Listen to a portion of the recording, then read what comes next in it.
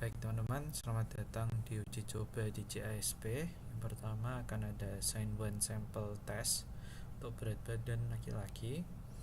Di sini kita akan menguji apakah berat badan laki-laki itu mediannya 107 atau bukan. Nah, caranya yang pertama yang teman-teman harus perhatikan, nanti teman-teman wajib menggunakan CASP ya untuk mengedit. Jadi nanti caranya seperti ini. Buka terlebih dahulu kolom, kemudian namakan tanda. Jangan lupa diganti ke nominal karena ini akan menjadi tanda positif atau negatif sehingga termasuk data nominal. Setelah dibuat, lalu scroll ke bawah, cari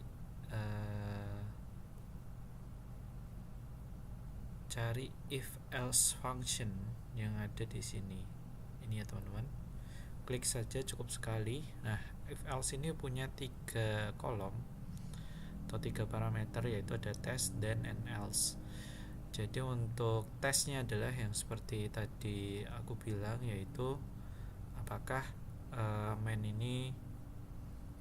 apakah mediannya adalah 107. Jadi kita menggunakan ini saja.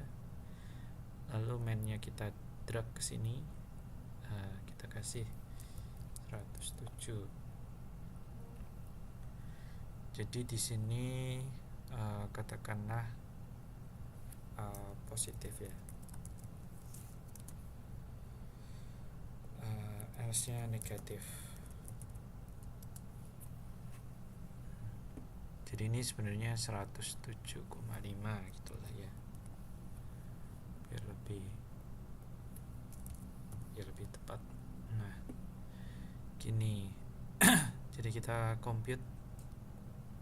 Nah, di sini nanti akan ada negatif, dan positif.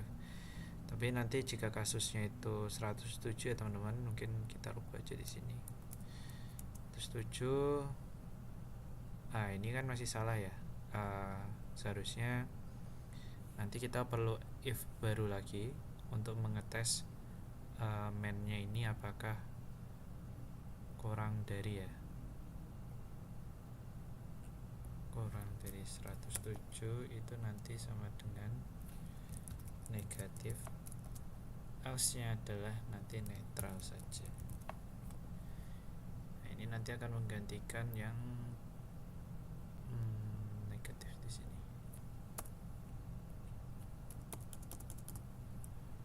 Jadi ini nanti di drag ke sini. Nah, ini nanti kita compute. Nah, tiba-tiba nanti yang 107 ini akan menjadi netral. Ini kita kembalikan lagi ke atas. Kita tutup saja. Nah, kalau misalnya di netral ini berarti kita lakukan penghapusan dulu. Kita buka Excel-nya. Kita hapus tadi data kedua 2 dan 18 ya. 2 dan 18. Yang 107 kita delete. Atau bisa di delete di awal. Ya sudah, kalau gitu nanti kita save. Ya, datanya sudah berubah. Lanjut kita lakukan uji pada frekuensi, pilih binomial. Kemudian kita pakai tandanya. Nah, di sini kita pakai test value-nya adalah 0,5 karena tadi sudah jadi yang tanda positif negatif ini terhadap 107. Jadi kita pakai test value aja. Kemudian kita pakai confidence interval. Kemudian pakai Vowsel K juga untuk mengujinya. Nah, di sini teman-teman kita bisa lihat bahwasannya dari P value-nya sendiri itu di 0,013, artinya dikurang dari 0,05, sehingga termasuk signifikan. Dari FSMPR-nya pun cukup besar, yaitu 6,6, cukup besar, dan kita bisa yakin bahwa ini menolak H0. Ditambah lagi dengan proporsi dari ini ya teman-teman. Kalau teman-teman udah baca modul itu 0,5 test value-nya itu tidak masuk ke kedua interval, yang artinya bisa dikatakan bahwa median dari positif dan negatif ini tidak berada di nilai test value 0,5. Jadi kita bisa katakan bahwa ini termasuk menolak H0 atau lebih favorable ke H1. Begitu teman-teman.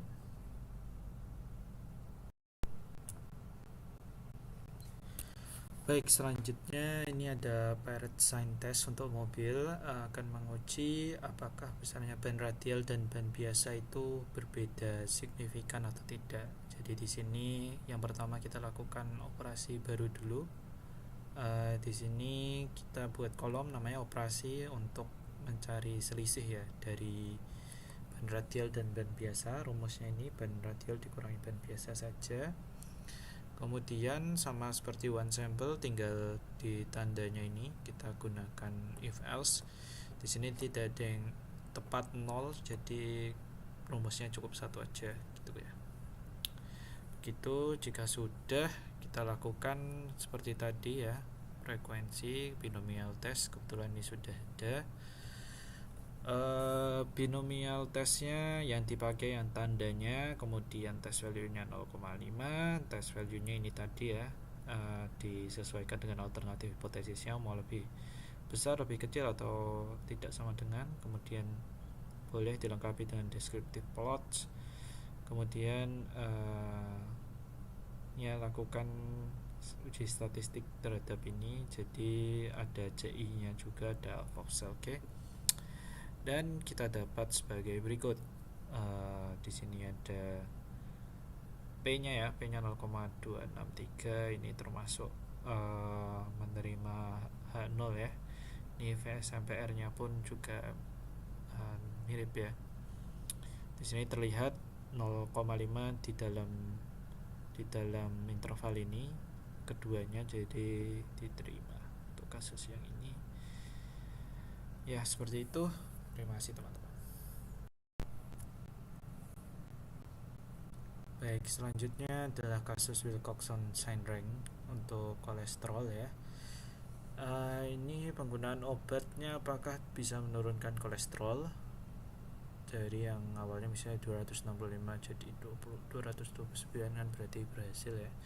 Tapi ini ada di banyak sampel, jadi kita mau uji apakah benar bisa menurunkan atau tidak. Dan kebetulan datanya tidak normal ya teman-teman. Jadi kita bisa lakukan Pirate sample ini. Nah di sini nanti teman-teman ada pilihan ya. Ini nanti checklist yang Wilcoxon-Seinring test.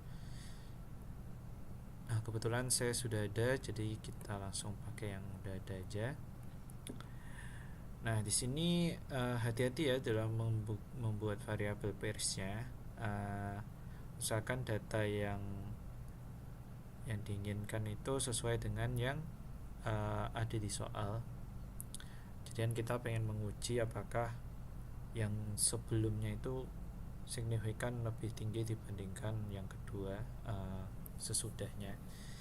Yang di alternatif hipotesisnya ini, makanya kita pakai yang ini ya, sebelum dan sesudah. Tapi ketika dibalik ini nanti akan ada perbedaan yang cukup jauh ya teman-teman. Jadi nanti kita akan lihat di sebelah. Kemudian ada uji asumsi, kemudian untuk additional statistiknya bisa seperti ini ya, diikuti saja. Ada location parameter, effect size, descriptive, dan Poisson-Selke maximum P ratio. Untuk plotnya bisa teman-teman sesuaikan dengan mana yang lebih nyaman, mana yang lebih menggambarkan buat teman-teman, mana yang lebih teman-teman kuasai juga. Baik, kita lihat di sini. Untuk kasus ini kita lihat ya, untuk note-nya ini bisa dilihat ya, alternatif hipotesis specify measure 1 itu lebih besar daripada measurement 2. Jadi sebelum is greater dan sesudah itu ya kasusnya. Nah di sini ada dua ya, yang sebelum dikurangi sesudah dan sesudah dikurangi sebelum. Nah ini W nya agak kacau, walaupun Z dan Z nya pun sebenarnya udah kelihatan ya, ini di luar 0,05, tapi ini one tail test, jadi yang dipakai 0,05 yang paling bawah gitu ya. Jadi yang P nya ini dan VSMPR nya aja 675, ini sangat-sangat favorable untuk menolak H0 atau lebih favorable di H1. Jadi hati-hati ya teman-teman, ini dalam membuat variabel pairs nya. Kalau sudah ini kita hilangkan saja, kita fokus di sini ya. Kemudian Hodges statement-nya 22, kemudian rank biserialnya 0,99, ini cukup besar ya effect size nya. Ini untuk uji asumsinya di bawah 0,05, tidak normal ya, terbukti teman-teman. Oke, gitu aja untuk Wilcoxon Sign Rank. Mungkin selanjutnya akan Man-Whitney. Baik, selanjutnya ada Man-Whitney ya. Kalau di JSP sendiri tidak bisa menggunakan Wilcoxon Rank Sum, jadi hanya bisa Man-Whitney. Jadi hati-hati nanti untuk tabel kritisnya menggunakan tabelnya Man-Whitney ya, jangan Wilcoxon Rank Sum. Oke, yang pertama-tama ini ada data pengukuran alat 1 dan 2. Jadi yang pertama kali adalah kita jadikan 1 dulu data-datanya, kemudian kita kasih labeling ya. Di sini labelnya 1 dan 2, tidak menandakan urutan, makanya bentuknya bukan ordinal ya, tapi nominal. Jadi kelompok 1 dan kelompok 2. Ini kalau misalnya tampilan di data CSV nya seperti ini ya. Oke, gitu cukup mungkin. Nah, caranya adalah kita menggunakan independent sample t-test ya. Di sini independent sample t-test. Oke, 1.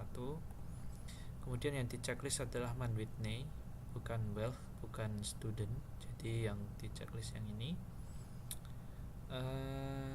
Kemudian alternatif hipotesisnya disesuaikan dari soal. Kalau ini kita yang gampang aja ya, mungkin tidak sama aja, dikatakan tidak sama. Kemudian di sini dependent variabelnya adalah pengukuran dan groupingnya adalah alat tadi ya. Untuk asumsinya kan ada 2, ada normality dan juga equality of variance. Ini kita pakai yang Levin saja. Selanjutnya ada setting dari yang akan digunakan, itu ada location parameter, pakai CI nya 95, FXS nya terserah, bisa Hedges, Glass, Cohen, ini tidak terlalu berpengaruh. Confidence intervalnya 95%. Plotnya terserah, boleh menggunakan salah satu atau semuanya jika mau. Kemudian kita tambahkan Vowel K, missing value nya dibiarkan saja. Oke, gitu ya. Nah, di sini yang seperti yang sudah dijelaskan di video sebelumnya, yang digunakan itu adalah U, tapi di sini tetap W. U-nya ini tidak akan berubah ya, walaupun nanti teman-teman ganti alternatif hipotesisnya. Jadi memang yang digunakan U yang paling kecil. Ini U-nya 123. Dalam kasus ini tuh P-nya juga 0,265. Ini menolak H1 ya, menolak H1. Jadi tetap menerima H0. Di sini FSMPR-nya mendekati angka 1, jadi sangat favorable di H0. Kemudian secara nilai kritis diuji ini juga di bawah nilai kritisnya. Anda bisa dicek sendiri. Ini Hodges-Lehmann-nya 1044 untuk mediannya. Rank biserialnya 0,255, ini termasuk kecil ya effect size-nya. Kemudian di sini ada normality ya, dari Severovic ini kelihatan mana yang normality, dan ini equality of variance-nya 0,012, tidak equal variance-nya. Begitu ya teman-teman untuk kasus ini. Nanti bisa mungkin gambarannya untuk praktikum seperti ini ya teman-teman. Ya, terima kasih.